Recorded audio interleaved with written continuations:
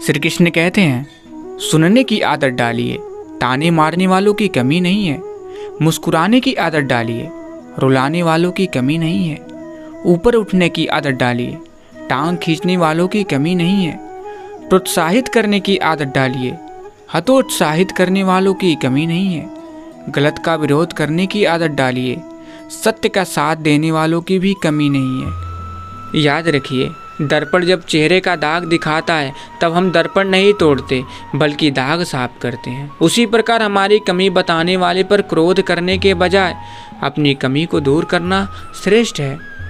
दो बातें अपने अंदर पैदा कर लीजिए, एक तो चुप रहना और एक माफ़ करना, क्योंकि चुप रहने से बड़ा कोई जवाब नहीं और माफ़ कर देने से बड़ी कोई सज़ा नहीं। देखिए मित्रों, अपने खिलाफ बातें खामोशी से सुन लीजिए।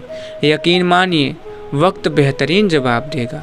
सब्र और सहनशीलता कोई कमजोरियां नहीं होती हैं, ये तो अंदरूनी ताकत है जो सब में नहीं होती। और आगे फिर श्री कृष्ण जी कहते हैं, तिरस्कार यदि बार बार अपनों से ही मिले तब शब्दों का विवाद उचित नहीं, क्योंकि जो व्यक्ति आपके महत्व को ही नहीं समझा वो आपके शब्दों और भावनाओं को क्या समझेगा। एक ही चेहरे की अहमियत हर एक नज़र से अलग सी क्यों है? उसी चेहरे पर कोई खपा तो कोई फिदा सा क्यों है?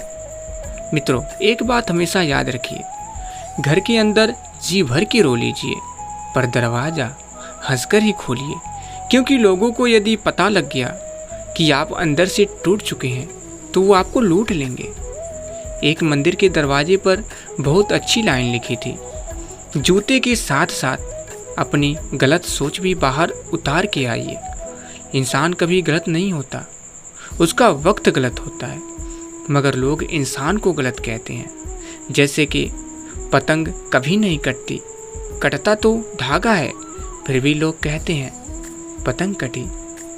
मित्रों, भक्ति जब भोजन में प्रवेश करती है तो भोजन प्रसाद बन जाता है, और भक्ति जब भूख में प्रवेश करती है तो भूख व्रत बन जाता है।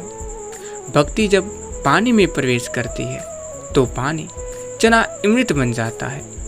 भक्ति जब सफ़र में प्रवेश करती है तो सफ़र तीर्थयात्रा बन जाता है, और भक्ति जब संगीत में प्रवेश करती है तो संगीत कीर्तन बन जाता है।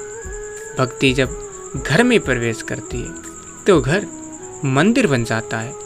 भक्ति जब कार्य में प्रवेश करती है तो कार्य कर्म बन जाता है, और भक्ति जब क्रिया में प्रवेश करती है तो क्रिया सेवा बन जाती है, और भक्ति जब व्यक्ति में प्रवेश करती है तो व्यक्ति मानव बन जाता है।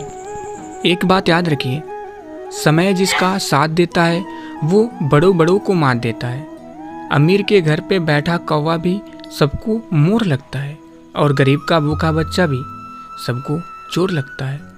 इंसान की अच्छाई पर सब खामोश रहते हैं, चर्चा अगर उसकी बुराई पर हो तो गूंगे भी बोल पड़ते हैं। मित्रों, जहाँ हमारा स्वार्थ समाप्त होता है वहीं से हमारी इंसानियत आरंभ होती है। लोग कहते हैं कि आदमी को अमीर होना चाहिए, और गांव के बुजुर्ग का कहना है कि आदमी का जमीर होना चाहिए।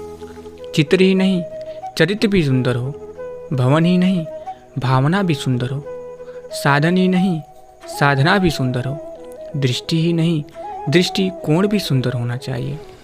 मित्रों, याद रखिए, एक दिन हम सबको एक ऐसे सफ़र पर जाना है जिसमें कोई खर्चा नहीं है, सीट भी कंफर्म्ड है, फ्लाइट भी ऑन टाइम है। हमारे सभी अच्छे कर्म हमारा सामान होंगे, हमारी इंसानियत हमारा पासपोर्ट होंगी, प्यार हमारा वीज़ा होगा। इसलिए स्वर्ग तक की इस उड़ान में बिजनेस क्लास में बैठने के लिए ज़िंदगी में जितना हो सके उतना ज़्यादा अच्छा करिए। धन कहता है मुझे जमा कर, कैलेंडर कहता है मुझे पलट, समय कहता है मुझे प्लान कर, भविष्य कहता है मुझे जीत, सुंदरता कहती है मुझे प्यार कर, लेकिन भगवान साधारण शब्दों में कहते हैं कर्म कर और मुझ पर विश्वास कर। मित्रों, जिंदगी सड़क की तरह है, यह कभी भी सीधी नहीं होती, कुछ दूर बाद मोड़ अवश्य आता है। इसलिए धैर्य के साथ चलते रहिए, आपकी ज़िंदगी का सुखद मोड़ आपका इंतज़ार कर रहा है। मुस्कुराकर चलते रहिए। संदेह में दौड़ने से लाख बेहतर है आत्मविश्वास से पैदल चलना। जहाँ शक शिकायत हो वहीं दूर करिए या फिर उनसे किनारा कर लीजिए। ओवर थिंकिंग आपके मूड को नष्ट कर देती है। सांस लीजिए और जाने दीजिए। बाकी खुद को खुश रखने के तरीके खोजिए।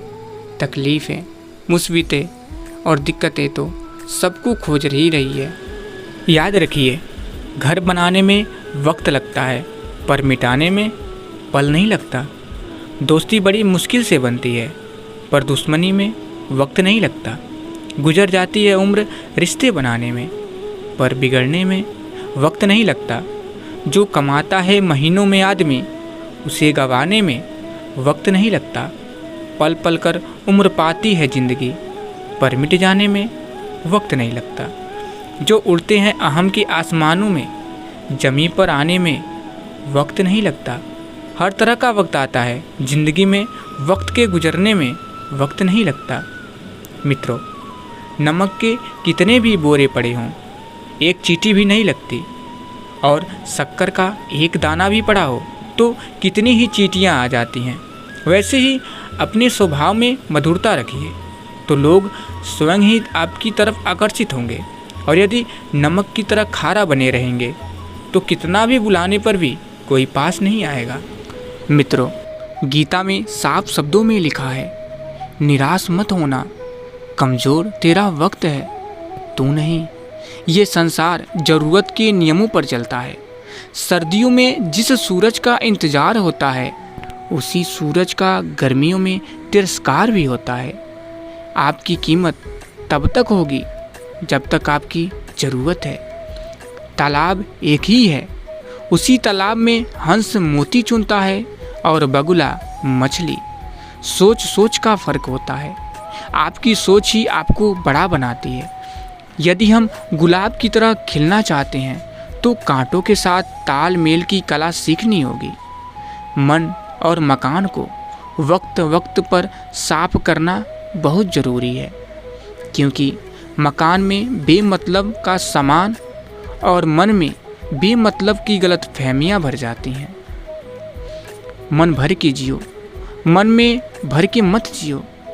वक्त से लड़कर जो नसीब बदल दे, इंसान वही है जो अपनी तकदीर बदल दे। कल क्या होगा कभी मत सोचिए, क्या पता कल वक्त खुद अपनी तस्वीर बदल दे।